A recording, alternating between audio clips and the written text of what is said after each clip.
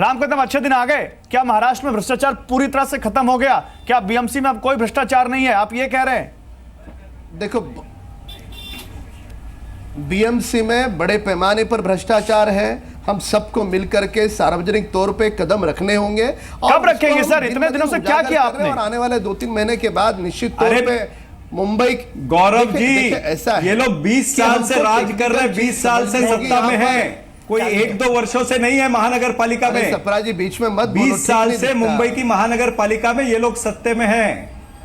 और 20 सालों से आप कह रहे हैं कि हम भ्रष्टाचार खत्म कर रहे हैं। राम कदम जी, अरे भारत है ना, जब से स्वतंत्र हुआ गौरव तब से साहब, मैं कांग्रेस पहले का भी बोल राज्य चुका हूँ, पूरे देश की सत्ता पे है। मुंबई महानगर पालिका में शिवसेना की सत्ता है। अरे आप महानगर पालिका की बात करिए ना, 20 वर्षों से। चलिए शिवसेना से पूछ लेते हैं, शिवसेना से पूछ लेते हैं। राजुल पटेल तो शिवसेना से पूछ लेते हैं, शिवसेना से पूछ लेते हैं सर। और हम हमारी जिम्मेदारी नहीं, आप बड़ी अच्छी बातें कर रहे हैं। आप कह रहे हैं शिवसेना का कब्जा है, उनसे पूछिए, लेकिन आप अपनी जिम्मेदारी से भाग नहीं रहे। जिम्मेदारी लीजिए तो जवाब दीजिए, जिम्मेदारी नहीं लेंगे तो जवाब मत दीजिए। नहीं, एक मिनट, शिवसेना से पूछ लेते हैं। आपने जो कहा शिवसेना से पूछ लेते हैं सर, शिवसेना से पूछ लेते हैं। राजुल पटेल आपके सहयोगी, चाहे वो सरकार हो चाहे बीएमसी हो, आपके सहयोगी बीजेपी मान रही है कि बीएमसी में भ्रष्टाचार है और बीएमसी में भ्रष्टाचार को हम दूर करने की कोशिश कर रहे हैं। तो ये कैसी कोशिश है राजुल पटेल, जो 20 सालों से आपका कब्जा है और आप 20 सालों से उस भ्रष्टाचार को मिटा नहीं पाए? आपको मैं वही बताना चाह रही हूँ कब से, बीएमसी में भ्रष्टाचार है ना, जो आदमी भ्रष्टाचार कर रहा है उसको शिक्षा दो ना। हमारे ऊपर बीजेपी अगर बोल रही है ना, बीजेपी हमारे साथ ही है और राज्य में और केंद्र में बीजेपी की खुद की सत्ता है। बीजेपी ने जो भ्रष्टाचारी प्रशासकीय अधिकारी है उस पर कार्रवाई करनी चाहिए ना। अगर वहां पे उनको दिखाई देता है कि शिवसेना का एक नेता इसमें पैसा ले रहा है, उस पर भी कार्रवाई करो। हमारा नाम आ रहा है क्या? आज कोई भी अधिकारी, कोई भी, भले सत्ता हमारी है, इसका मतलब ये नहीं है कि कोई भी कुछ भी क्या बात है सर, क्या बात है? आप दोनों एक दूसरे से लड़ाई कर रहे हैं, तो आखिर कैसे बीएमसी चल रहा है? इसको ये तो भगवान ही मालिक है, सरकार कैसे चल रही है? आप बीजेपी पर आरोप लगाइए, बीजेपी आप पर आरोप लगाए। मैं बोल सकता हूं, मैं आ रहा हूं सपरा साहब। बड़ी इंटरेस्टिंग सिचुएशन हो गई है। बीजेपी ने शिवसेना पर आरोप लगाया, शिवसेना बीजेपी पर आरोप लगा रही है।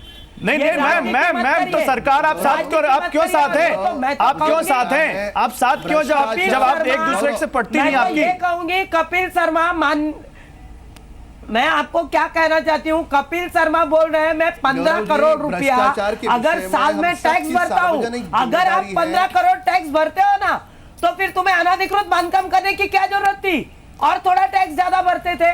और 15 करोड़ टैक्स भरते हो तो कोई हमारे लोगों का किसी का भला नहीं होता है, लोगों के लिए कर लेते हैं और लोगों का उससे फायदा होता है। वो 15 करोड़ टैक्स भरते हैं और उनका कोई एहसान नहीं। ठीक है, हम भी मानते हैं कोई एहसान नहीं, वो देश की सेवाएं लेते हैं तो टैक्स भरते हैं, देश में कमा रहे हैं तो टैक्स देते हैं।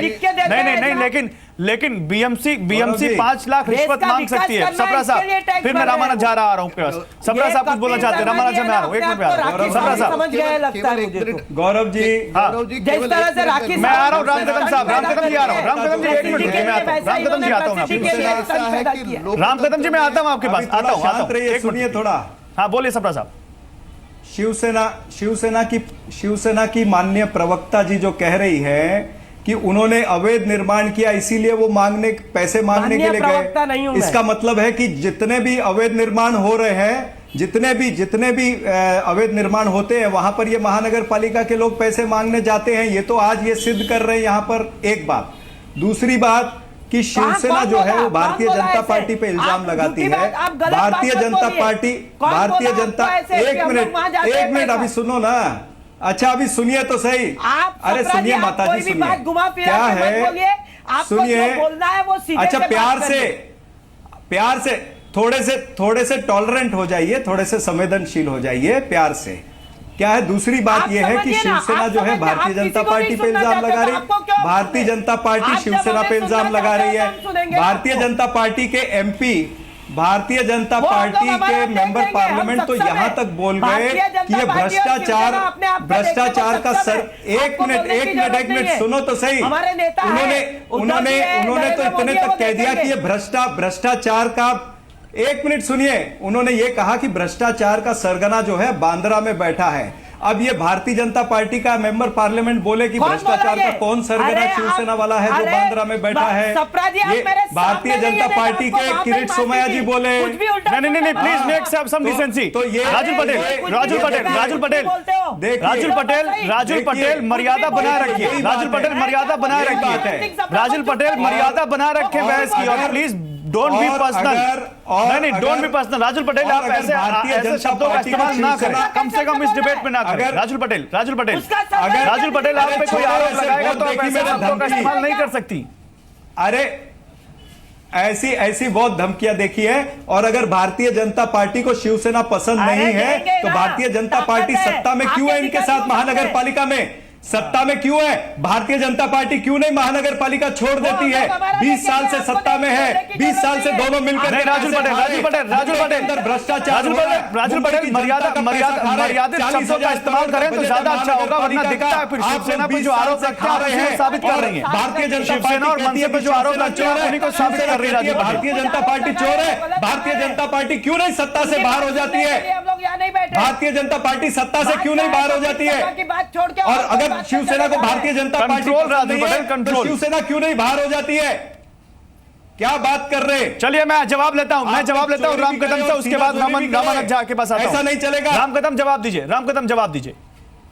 भारतीय जनता पार्टी क्यों नहीं सत्ता छोड़ रही? उम्मीद करता हूं कांग्रेस के नेता और शिवसेना के नेता में बोलते समय मौन रखेंगे, मेरी बात को मुल्क के सामने शांति से सुनने का प्रयास करेंगे। दो चीज़ें इसमें आती है कि लोकतंत्र में विरोधी पक्ष है, वो भी विरोधी पक्ष पथदर्शी का काम करता है। विरोधी पक्ष भी यदि कुछ गलत हो रहा है तो सदन में उसने रखना चाहिए।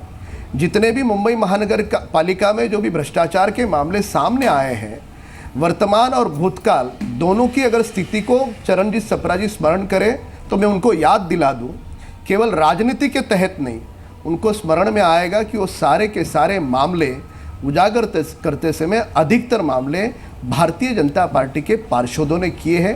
कांग्रेस के पार्षद क्या कर रहे थे, यदि मैं ऐसा उनसे प्रश्न पूछूं तो शायद उनको अच्छा नहीं लगेगा। कांग्रेस के पार्षदों ने भी किया है। हम सबको मिलकर के चैनल पे आप चाहते हैं कि मैं गिनाऊं, हम सारी राजनीतिक पार्षद ने क्या किया है? अभी आप शांति से सुने कि कांग्रेस की पहली सरकार सुन लीजिए महानगर पालिका का घोटाला था, सॉलिड वेस्ट मैनेजमेंट का 150 करोड़ का घोटाला था, वो पृथ्वीराज चौहान जी ने इंक्वायरी लगाई थी।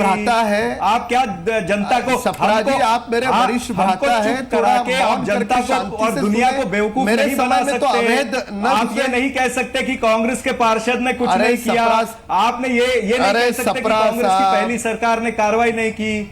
ये सारे जो केसेस चलिए ठीक है, हम जो ठीक है सबरा साहब जो एसओ सबरा साहब, हम राम कदम साहब की बात सुन ले। समय कम है। सबरा साहब एक मिनट राम कदम जल्दी अपनी बात पूरी कीजिए। राम कदम 20 सेकंड अपनी बात पूरी कीजिए। राम कदम 20 सेकंड बात पूरी कीजिए अपनी। सड़कों पर मोर्चे होते रहे हैं, 10-10 हजार आदमी का मोर्चा सड़कों पे होता है। अरे सबरा साहब सुन तो लो, अरे हमारे वरिष्ठ भ्राता जी सुन तो लो। अरे सुन तो लीजिए सप्रा जी, और दुनिया को इतने क्रोधित न हो आप, इतने क्रोधित न। पूरी कीजिए अपनी बात पूरी कीजिए सप्रा जी होल्ड ऑन अपनी बात पूरी कीजिए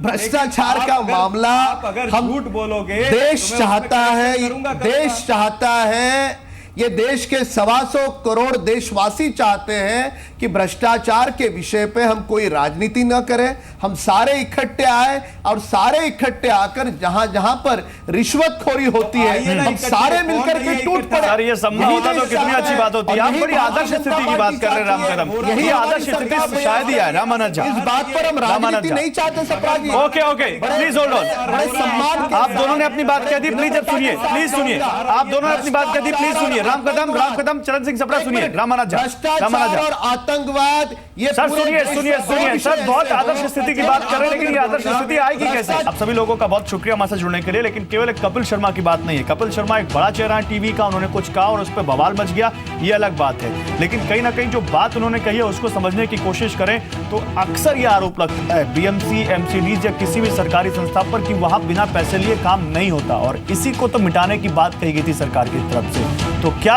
ये मिट पाएगा, या कपिल शर्मा आज एक जिन्होंने बात कही है, कल कोई दूसरा कपिल शर्मा होगा, तीसरा कपिल शर्मा होगा, और कब तक हम ये बात करते रहेंगे कि corruption with Kapil Sharma with a question mark.